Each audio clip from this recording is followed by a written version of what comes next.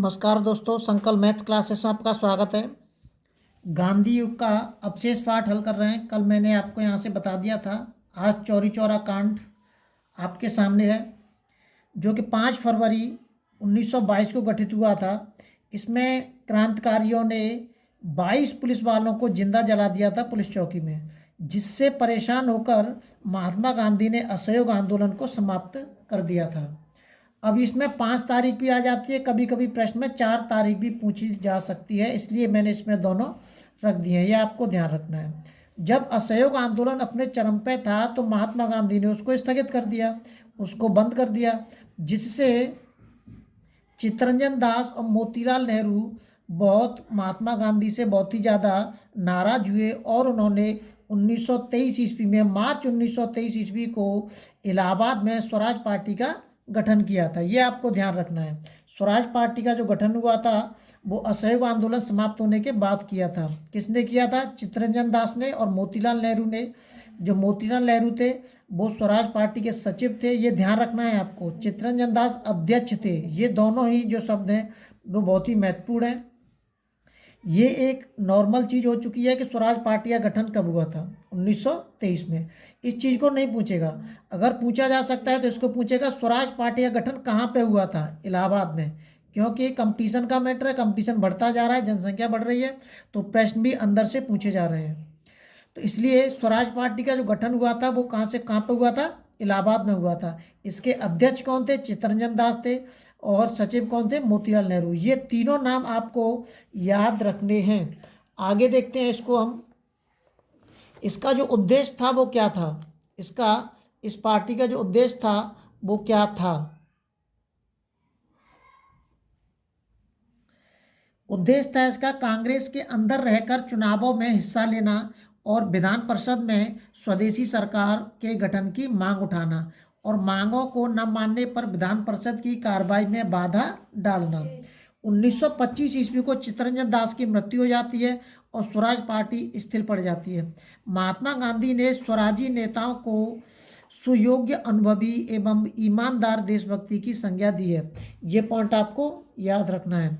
नवंबर 1923 में केंद्रीय विधानसभा एवं प्रांतीय विधानसभा के चुनाव में स्वराज पार्टी ने 101 सीटों में से 42 सीटें जीती थी। ये सीटों की संख्या आपको याद रखनी है कि स्वराज पार्टी ने कितनी सीटें जीती थी। गांधीदास पैक्ट याद रखना है, 1924 ईस्वी में गांधीदास पैक्ट। इसकी तारीख याद रखनी है आपको, 1924 ईस्वी में। खराब स्वास्थ्य के कारण महात्मा गांधी को 5 फरवरी 1924 को जेल से रिहा कर दिया गया था। कल मैंने आपको बताया था कि महात्मा गांधी बहुत ही ज़्यादा दुबले पतले थे, इसलिए अंग्रेज उनसे बहुत ज़्यादा परेशान रहते थे कि कहीं इनको कुछ हो ना जाए, तो पूरे भारत में दंगे फैल सकते थे। इसलिए उन्होंने डर के पहले से ही उनको रिहा कर दिया। नवंबर 1924 ईस्वी को महात्मा गांधी ने गांधीदास पैक्ट के नाम से जाना जाता है। इसी को जाना जाता है गांधीदास पैक्ट के नाम से। महात्मा गांधी को जिम्मेदारी, ये जो महात्मा गांधी को जिम्मेदारी दी गई थी इसकी। आगे देखते हैं। अब आता है 1927 में साइमन कमीशन। ये इंपॉर्टेंट है। इसकी केवल आपको तारीख याद रखनी है ये वाली, और इसमें कुछ नहीं करना है। ये महात्मा गांधी से संबंधित है, ये याद रखना है। अब आता है साइमन कमीशन। साइमन कमीशन की आपको तारीख याद रखनी है, 8 नवंबर 1927। इसकी ये 8 नवंबर, ये जो दिन है ये भी याद रखना है। 1919 के अधिनियमों में मॉन्टेग्यू चेम्सफोर्ड एक्ट के पारित होने के 10 वर्षों के पश्चात, अब जो मॉन्टेग्यू चेम्सफोर्ड है ये 1919 ईस्वी में पारित हुआ था, ये ध्यान रखना है। भारत में सरकार के कार्यों की समीक्षा का प्रावधान किया गया था। सरकार 1931 ईस्वी में इस कार्य के लिए एक कमीशन नियुक्त करना था, 1931 में नियुक्त करना था, लेकिन 1929 ईस्वी में ब्रिटेन के आम चुनावों को ध्यान में रखते हुए सरकार ने 8 नवंबर 1927 को साइमन कमीशन की नियुक्ति की थी। अब ये 2 तरीके से सवाल आता है कि साइमन कमीशन की नियुक्ति कब की गई थी? 8 नवंबर 1927 को, ये याद रखना है। साइमन कमीशन में सदस्य कितने थे? 7 सदस्य थे। दूसरा सवाल है कि साइमन कमीशन भारत कब पहुंचा था? 1928 ईस्वी में। ये दोनों चीज़ अलग अलग है, कि साइमन कमीशन भारत कब पहुंचा था, 1928 में। साइमन कमीशन की नियुक्ति कब हुई थी, 1927 ईस्वी में। दोनों ही चीज़ अलग अलग है और ये दोनों आपको याद रखनी है। आगे देखते हैं, इसमें दोनों ही आपको याद रखनी है।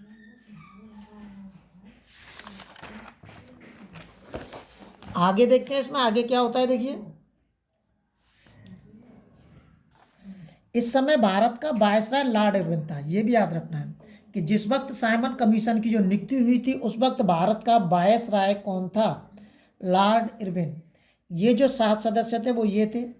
ये ज़्यादा अगर कोई गहराई का वो एग्जाम देना चाहता है तो हमें इनको याद करने की जरूरत पड़ती है, अन्यथा नहीं। इस आयोग का कार्य था कि भारत में लोगों को अधिक संवैधानिक अधिकार दिए जाएं तो इसका स्वरूप क्या होगा। साइमन की अध्यक्षता में भारतीय संवैधानिक आयोग का गठन किया गया था। इस आयोग में किसी भारतीय को शामिल नहीं किया गया था। बस ये एक मुख्य पॉइंट है इसके अंदर कि इस आयोग के अंदर किसी भी भारतीय को शामिल नहीं किया गया था। किसमें, साइमन कमीशन के अंदर। साइमन कमीशन में किसी भी भारतीय को शामिल नहीं किया गया था, ये ध्यान रखना है आपको। इसका ये सबसे मुख्य इंपोर्टेंट लाइन है, जिसके कारण भारत में इसका विरोध हुआ था। भारत में विरोध क्यों हुआ था, भारत में साइमन कमीशन का इसलिए विरोध हुआ था क्योंकि उसमें कोई भी भारतीय नहीं था। अब जो साइमन कमीशन है वो भारत कब पहुंचा था, 3 फरवरी 1928 को बम्बई में पहुंचा था। इसकी ये तारीख याद रखनी है, 1928 को। और कहाँ पहुंचा था, बम्बई में। ये दोनों पार्ट याद रखने हैं। वहाँ पे जो क्रांतिकारी थे उन्होंने काले झंडे दिखाए और साइमन वापस जाओ के नारे लगाए। आयोग के विरोध के कारण लखनऊ में जवाहरलाल नेहरू, गोविंद बल्लभ पंत ने लाठीचार्ज किया। लाहौर में लाठीचार्ज, अब ये एक पॉइंट है इसमें कि लाहौर में जो लाठीचार्ज हुआ था 30 अक्टूबर 1928 को, उसमें लाला लाजपत राय वो घायल हो गए और 17 नवंबर 1928 को लाला लाजपत राय की मृत्यु हो गई थी। लाला लाजपत राय, इसमें नाम नहीं लिख पाया मैंने यहाँ पे। ये जो लाला लाजपत राय, लाला लाजपत राय लाहौर में लाठीचार्ज में 30 अक्टूबर 1928 को घायल हुए थे। कौन घायल हुए थे, लाला लाजपत राय। कब घायल हुए थे, 30 अक्टूबर 1928 को। ये तारीख याद रखनी है कि लाला लाजपत राय 30 अक्टूबर 1928 को लाहौर में घायल हुए थे और 17 नवंबर 1928 को इनकी मृत्यु हो गई थी। साइमन कमीशन ने 27 नवंबर 1930 को अपनी रिपोर्ट सौंपी थी, ये भी याद रखना है। अब इसकी प्रमुख सिफारिशें क्या थी कि 1919 के भारत सरकार अधिनियम के अंतर्गत लागू किया गया द्वैत शासन। द्वैत शासन समाप्त कर उत्तरदायी शासन की व्यवस्था हो। भारत के लिए संघीय संविधान होना चाहिए।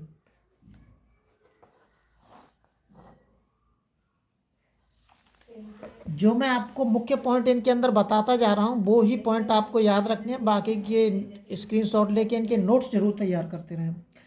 केंद्र को भारतीयों को कोई भी उत्तरदायित्व न प्रदान किया जाए, मतलब भारतीयों को किसी भी पद पे न दिया जाए, कोई भी अच्छी जिम्मेदारी न दिया जाए, उनको तो केवल नीचे पदों पर ही रखा जाए। ये सरकार का एक मुख्य उद्देश्य था। बर्मा को अलग कर दिया जाए। जो बर्मा म्यांमार है उसी वक्त उसी अधिनियम में बोल दिया गया था कि उसको अलग कर दिया जाए। उड़ीसा और सिंधी को अलग प्रदेश का दर्जा दिया जाए। अल्पसंख्यकों के हितों का ध्यान रखा जाए। और अल्पसंख्यक कौन थे, अल्पसंख्यक थे हमारे मुसलमान। वो उनको ये क्यों कह रहा है कि उनका ध्यान रखा जाए, वो इसलिए कह रहा है कि ताकि हिंदू और मुस्लिम दोनों के अंदर आपस में बैर हो जाए और इनका झगड़ा हो और उसका लाभ कौन उठाएगा, अंग्रेज सरकार उठाएगी। इसलिए उन्होंने इसको इसमें रखा है कि अल्पसंख्यकों का ध्यान रखा जाए। 1928-29 के बीच साइमन 2 बार भारत आया था। कमीशन ने रिपोर्ट प्रकाशित होने से पूर्व सुझाव दिया था कि रिपोर्ट पर विचार विमर्श हेतु गोलमेज सम्मेलन लंदन में आयोजित किए जाए। जो लंदन में गोलमेज सम्मेलन आयोजित किए गए थे वो इसी की सिफारिश पर किए गए थे। आयोग की कई मुद्दों पर 1935 के भारत सरकार अधिनियम में स्वीकार किया गया। सर शिव स्वामी अय्यर ने रद्दी की टोकरी में फेंकने के योग्य बताया था साइमन कमीशन को। ये पॉइंट याद रखना है आपको। अब नेहरू रिपोर्ट में आपको केवल ये तारीख याद रखनी है, 1928। और ये ध्यान रखनी है कि नेहरू रिपोर्ट के जो अध्यक्ष थे वो कौन थे, मोतीलाल नेहरू। और इसमें एक चीज़ और है कि नेहरू रिपोर्ट किसने प्रस्तुत करी थी? नेहरू रिपोर्ट किसने लिखी थी? वो लिखी थी मोतीलाल नेहरू ने। और मोतीलाल नेहरू ने ही नेहरू रिपोर्ट जो है प्रस्तुत करी थी। और इन्हीं के नाम से इसमें जो मुख्य पॉइंट है वो यही है, मोतीलाल नेहरू। यही पूछा जाएगा कि नेहरू रिपोर्ट के अध्यक्ष कौन थे। इसमें नाम नेहरू का जरूर आ रहा है, लेकिन जवाहरलाल नेहरू का इसमें कोई भी यहाँ पे थे ही नहीं, इसमें था ही नहीं इसमें कुछ। सुभाष चंद्र बोस इसके सदस्य थे। तेज बहादुर इसके सदस्य थे। भारतीयों को पूर्ण उत्तरदायी शासन की व्यवस्था, ये इसके पॉइंट है, इसमें कोई ये इम्पोर्टेंट नहीं है, लेकिन आपको ये स्क्रीनशॉट लेके इनके नोट्स जरूर तैयार करते रहना। भारत में सर्वोच्च न्यायालय की स्थापना की जाए। संविधान में मौलिक अधिकारों का प्रावधान। और इस समिति ने 19 मौलिक अधिकारों की सिफारिश की थी, ये याद रखना है। नेहरू रिपोर्ट में आपको केवल ये तारीख याद रखनी है। इसके अध्यक्ष कौन थे? मोतीलाल नेहरू थे। किसने प्रस्तुत किया था? मोतीलाल नेहरू ने प्रस्तुत किया था। ये जो 2 पॉइंट हैं ये इसके बहुत ही ज़्यादा इंपॉर्टेंट है, ये आपको याद रखनी है इसमें नेहरू रिपोर्ट में। और नेहरू रिपोर्ट के सुभाष चंद्र बोस सदस्य थे, सर अली इमाम सदस्य थे, तेज बहादुर सदस्य थे। ये तीनों, यही 3-4 पॉइंट याद रखने हैं केवल इसमें। आगे देखते हैं। आगे दे रखा है इसमें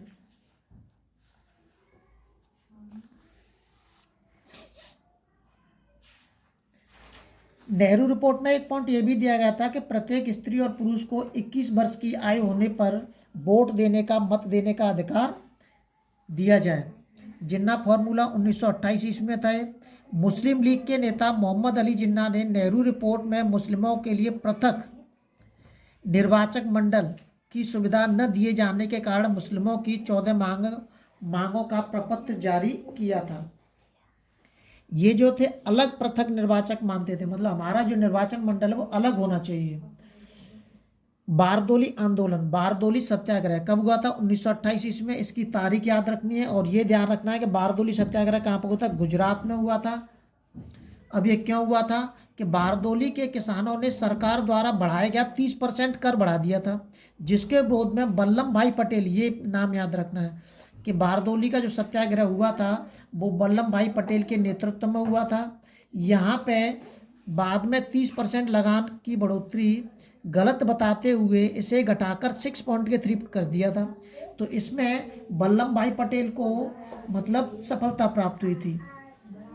किसमें सफलता प्राप्त हुई थी? इस कर को कम करवाने में सफलता प्राप्त हुई थी, जिसके कारण वल्लभ भाई पटेल को उस आंदोलन में, उस सत्याग्रह में, वहाँ जो महिला थी उन महिलाओं ने वल्लभ भाई पटेल को सरदार की उपाधि दी थी। ये याद रखना है। किसने दी थी सरदार वल्लभ भाई पटेल को सरदार की उपाधि? कि बारदोली के सत्याग्रह में जो महिलाएं थी उन्होंने इनको सरदार की उपाधि दी थी। ये याद रखना है। अब आता है इसमें कांग्रेस का लाहौर अधिवेशन 1929। ये भी बहुत इंपॉर्टेंट है और इसमें से भी बहुत सवाल पूछे जाते हैं। इसको यहाँ तक बता देता हूँ, उसके बाद कल बताते हैं। कांग्रेस का लाहौर अधिवेशन कब हुआ था? 1929 में हुआ था। और ये कहाँ पर हुआ था? लाहौर में हुआ था। अब जो कांग्रेस का लाहौर अधिवेशन था, इसकी अध्यक्षता किसने की थी? ये याद रखना है, पंडित जवाहरलाल नेहरू ने। अब इस कांग्रेस के लाहौर अधिवेशन में पूर्ण स्वराज्य का अंतिम लक्ष्य माना गया था। पूर्ण स्वराज्य को कहाँ पे माना गया था? लाहौर अधिवेशन में, जिसका अर्थ है पूर्ण स्वतंत्रता। 31 दिसंबर को, ये याद रखना है, 31 दिसंबर 1929 को मध्यरात्रि को रावी नदी के तट पर भारतीय तिरंगा झंडा फहराया गया और यह निश्चित किया गया कि प्रत्येक वर्ष 26 जनवरी को पूर्ण स्वाधीनता दिवस मनाया जाएगा। 26 जनवरी 1930 को भारतीय इतिहास में प्रथम स्वतंत्रता दिवस के नाम से जाना जाता है। अब आपको बता देना चाहता हूं कि जो गणतंत्र दिवस है उसमें 26 तारीख की क्यों चुनी गई थी? वो इसीलिए चुनी गई थी क्योंकि 26 जनवरी 1930 को हमने पहले ही प्रथम स्वतंत्रता दिवस मनाया था। 26 जनवरी 1930 को हमने पहले प्रथम स्वतंत्रता दिवस मनाया था, इसीलिए 26 जनवरी को हमारा भारत का जो संविधान है वो लागू किया गया था और उसी को हम गणतंत्र दिवस के उपलक्ष्य में मनाते हैं। अगले वीडियो में हम आगे देखते हैं, जिसके लिए आप चैनल को शेयर और सब्सक्राइब करना ना भूलें। जय हिंद, जय भारत।